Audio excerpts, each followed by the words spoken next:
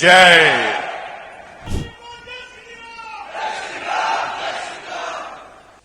पहला डिफरेंस तो आपने आज ही दिखा दिया कि बात की शुरुआत में आपने कहा कि ऑपरेशन सिंदूर की बात करते हैं। अच्छा लगा इस बार सरकार ने सबूत नहीं मांगा। बहुत अच्छा लगा, बहुत अच्छा लगा। पिछली बार सरकार ने सबूत मांगे थे, वाकई ऐसा हुआ था।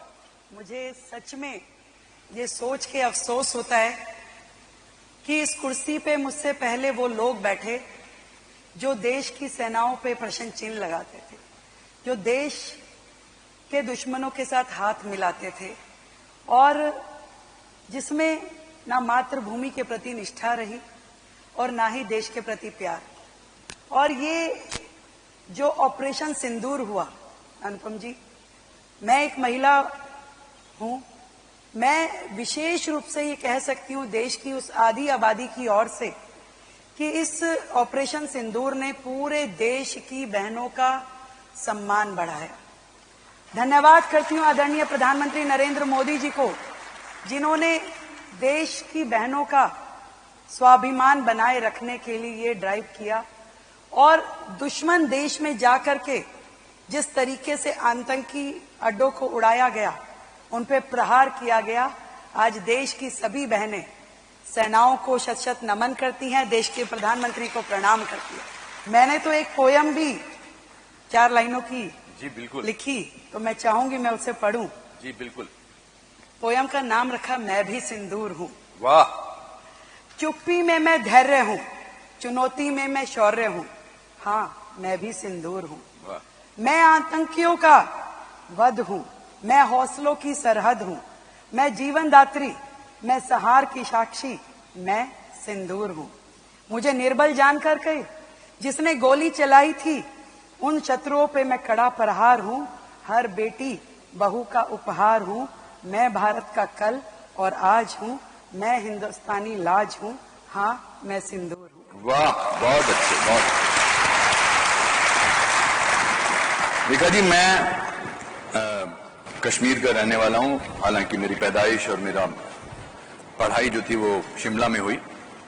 32 साल से हम कश्मीरी हिंदुओं की प्रताड़ना को जो है वो झेलते आ रहे हैं। तो बहुत सालों बाद जब कश्मीर फाइल्स बनी तो मुझे एक क्षण कभी नहीं भूलता है, और मैं ये पीड़ा से कह रहा हूं, दुख से कह रहा हूं।